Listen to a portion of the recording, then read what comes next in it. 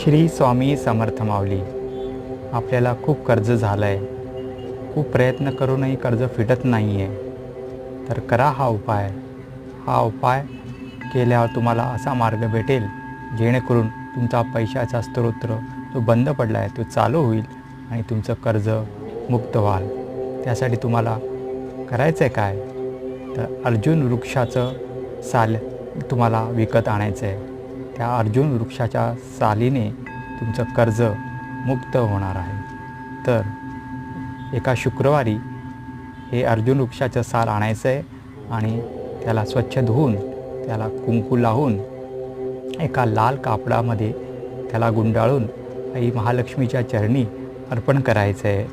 आणि दुसऱ्या दिवशी ते तुमच्या वॉलेटमध्ये किंवा तुमच्या तिजोरीमध्ये ठेवून द्यायचं आहे. बस एवढंच करा. श्री स्वामी समर्थ.